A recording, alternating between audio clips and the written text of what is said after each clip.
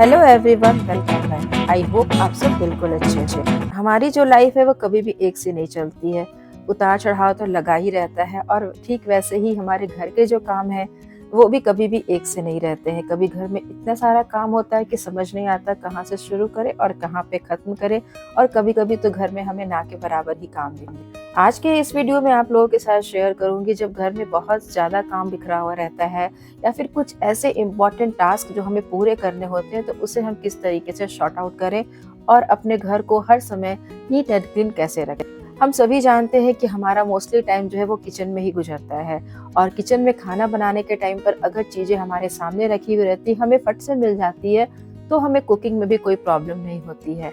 मेरी कोशिश भी यही रहती है कि जैसे ही कोई सामान खत्म हो जाता है, उसके बाद उस डब्बे को मैं फटाफट वॉश कर देती हूँ और सूखने के बाद ही उसमें कोई चीज रिफिल करती हूँ। इससे दो फायदे होते हैं। एक तो टाइम टू टाइम डब्बा क्लीन भी हो जाता है, और पुरानी चीजें खत्म होने के बाद अगर उसे हम रिफिल करते हैं तो ये टेंशन नहीं रहता कि कहीं वो पुरानी वाली जो चीज है ना वो एक्सपायरी तो नहीं हो गई है। पहले के टाइम में ना लोग क्या करते थे कि दिवाली के टाइम पर सारे किचन के डब्बे को निकालते थे, वॉश करते थे और फिर उसके बाद सूखने में उसमें सामान फिल करते थे। लेकिन अब हम थोड़ा स्मार्ट तरीके से काम करते हैं। जैसे ही कोई सामान खत्म हो जाता है, उस डब्बे को फटाफट वॉश कर देते हैं और फिर उसमें सामान को फिल करते हैं। तो इससे एक बार का टेंशन नहीं रहता है कि हाँ, पूरे किचन को क्लीन करना है या फिर दिवाली के टाइम पर बहुत सारा काम लेकर के बैठ जाना है। तो टाइम टू टाइम अगर आप इस तरह की हैबिट अपने अंदर डेवलप करेंगे, तो फिर आपका किचन ना हर समय एकदम चमकता हुआ रहेगा। कोई भी डब्बा आपको एक्स्ट्रा क्लीन या एक्स्ट्रा मेहनत करने की जरूरत नहीं पड़ी। घर को साफ सुथरा रखना हर किसी को पसंद है, लेकिन इसके पीछे कितनी मेहनत लगती है ये एक हाउसवाइफ ही अच्छे से समझ सकती है। सुबह के टाइम पर घर की जो हालत होती है वो किसी से देखा नहीं जाता, लेकिन हाँ, अगर शाम के टाइम पर लोग घर में वापस आए और एकदम साफ सुथरा घर उनको दिखता है, तो उन्हें काफी अच्छा फील होता है और रिलैक्स भी फील होता है। लेकिन इसके पीछे हम हाउसवाइफ बहुत मेहनत करती हैं, बहुत सारे एफर्ट्स भी डालती हैं, और ये भी कोशिश करती हैं कि कम टाइम में हम अपने घर को किस तरीके से क्लीन कर सके, और हस्बैंड के ऑफिस से आने के पहले या फिर बच्चों के स्कूल से आने के पहले घर का सारा काम हम पूरी तरीके से कंप्लीट कर सकते। सुबह के टाइम पर घर में इतनी सारी चीजें फैली हुई रहती है कि उसे समेटने में हमारा आधा टाइम चला जाता है। अगर बच्चों को या फिर हस्बैंड को ये हैबिट रहे कि जो सामान जहाँ से उठाए वहीं पर रखे, तो यकीन मानिए हमारा घर का जो काम है ना बहुत हद तक कम हो जाएगा। सब घर की जैसे मेरे घर की सुबह की हालत ना वैसे ही रहती है। सुबह भी बहुत सारा सामान बिखरा हुआ रहता है। बहुत हद तक श्रेया भी कोशिश यही करती है कि टॉवेल वगैरह यूज करने के बाद उसे बालकनी में डाल दे या फिर लॉन्ड्री बैग में डाल दे, ताकि मैं उसे वॉश कर सकूं।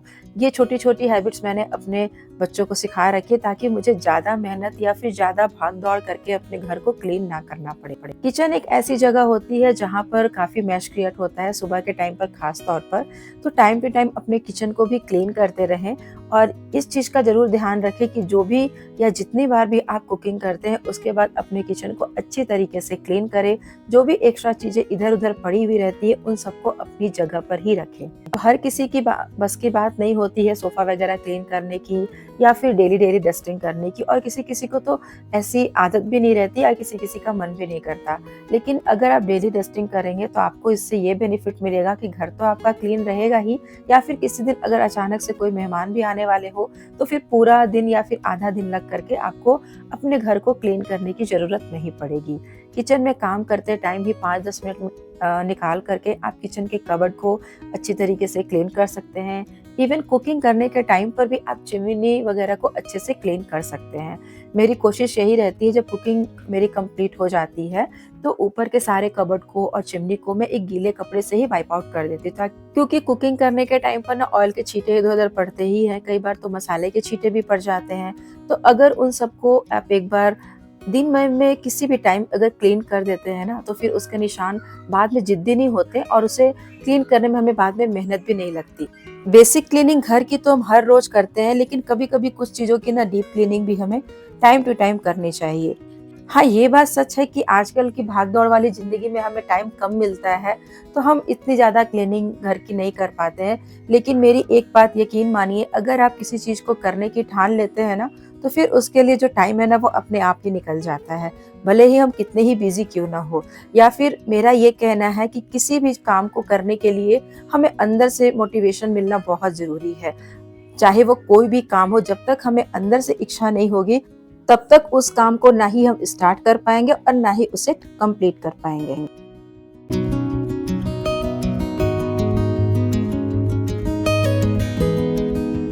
अपना एक ना छोटा सा रूटीन सेट कर लीजिए कि सुबह जब आप उठते हैं तो उसके बाद आपको घर के कौन कौन से जो काम है वो कंप्लीट करने हैं।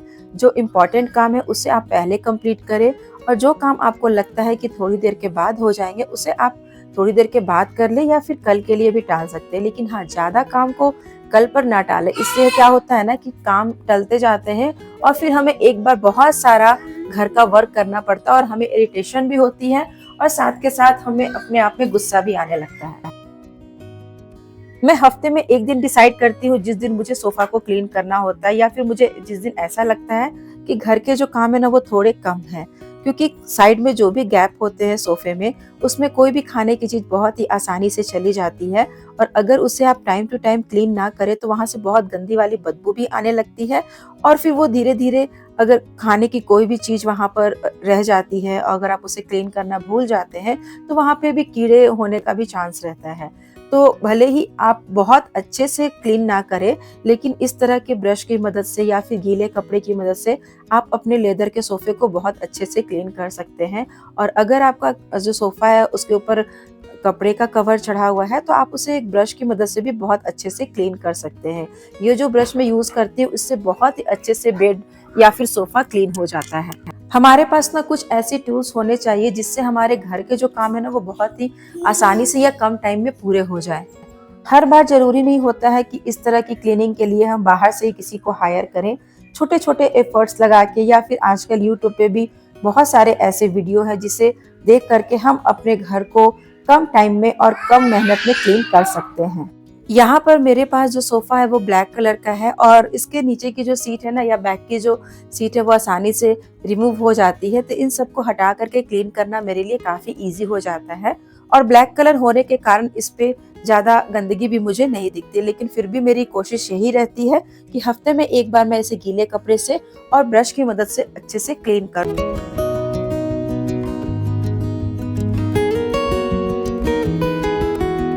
आप चाहे तो इस तरह के लेदर के सोफे को क्लीन करने के लिए घर में कोई सॉल्यूशन भी बना सकते हैं। बेकिंग सोडा, विनेगर या फिर विम लिक्विड जेल, तीनों को अच्छे तरीके से मिक्स कर ले। इसमें थोड़ा सा भागा पानी का मिला ले और किसी मोटे कपड़े से अच्छे से रब करेंगे तो जितनी भी डस्ट होती है वो सारी निकल जाएगी और बिल्कुल भी आपका जो सोफा है उससे स्मेल नहीं करेगा। और इस तरह की क्लीनिंग में महीने में एक बार जरूर करती हूँ। जब भी मुझे सोफा को क्लीन करना होता है या फिर कोई भी एरिया मुझे क्लीन करना होता है तो कोशिश यही रहती है कि ये काम मैं झाड़ू लगाने के पहले ही करूँ ताकि जो भी गंदगी है वो झाड़ू के साथ निकल जाए। और कुशन तो बैक साइड में रखे रखे कई बार बहुत अनशेप हो जाते हैं, तो इस तरीके से चारों तरफ से आप उसे टैप करें और फिर कई बार ना उल्टा करके रखें तो फिर वो कुशन जो है ना अपने शेप में आ जाएंगे। यहाँ पर सोफे को मैंने अच्छी तरीके से क्लीन कर दिया है और बिल्कुल स्मेल फ्री हो गया है ये सोफा और कहीं पर भी डस्ट नहीं है और अच्छे से मैंने गीले कपड़े से इसको साफ भी कर दिया है। तो आज का मेरा जो मेजर टास्क था वो बिल्कुल कंप्लीट हो चुका है। अब बाकी के जो घर के काम है वो मुझे कंप्लीट करने हैं, जैसे रूम वगैरह को क्लीन करना है। किचन तो मैंने पहले ही क्लीन कर दिया था, अब मैं यहाँ से जा करके रूम को क्लीन करूंगी। बेडशीट वगैरह को ठीक करना भी एक बहुत ही बड़ा टास्क होता है, क्योंकि अगर आपका बेड बिल्कुल अजीब सा रहे, जैसे चादर वगैरह सिकुड़ी सिकुड़ी रहे, तो देखने में भी अच्छा नहीं लगता है और कमरा भी ना बिल्कुल भरा भरा सा रहता है। क्योंकि हमारे कमरे का सबसे बड़ा फर्नीचर जो है वो हमारा बेड होता है, तो अगर उसे हम अच्छे से क्लीन करके नहीं रखेंगे, बिल्कुल चादर साफ सुथरी बिछा करके नहीं रखेंगे, तो हमारा जो पूरा कमरा है ना वो मैशी मैशी सा दिखने लगता है।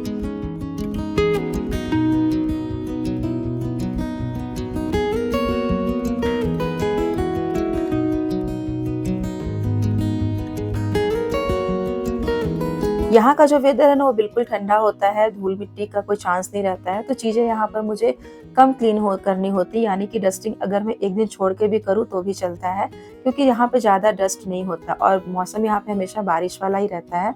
तो मेरा जो घर है अभी पूरी तरीके से क्लीन हो चुका है और जितने भी चीज़ें इधर उधर फैली हुई थी सबको मैंने अपनी जगह पे लगा दिया और झाड़ू पोछा वगैरह सब कुछ हो गया है। अब बारी है सिर्फ किचन में खाना बनाने की, तो अब मैं यहाँ से निकल के किचन में खाना बनाने जाऊंगी। और ये देखिए मेरा जो घर है वो पूरी तरीके से क्लीन हो चुका है। आई होप दोस्तों आज की ये वीडियो आप लोगों को अच्छी लगी होगी। कहीं से भी वीडियो अच्छी लगती है तो वीडियो को एक लाइक और चैनल को सब्सक्राइब करना बिल्कुल भी ना भूलें। मैं मधु अपने इस छोटे से वीडियो को यहीं पर एंड करती हूँ। मिलती हूँ आप लोगों से नेक्स्ट वीडियो में। तब तक के लिए टेक केयर दोस्तों। Thank you so much watching this video. Bye bye.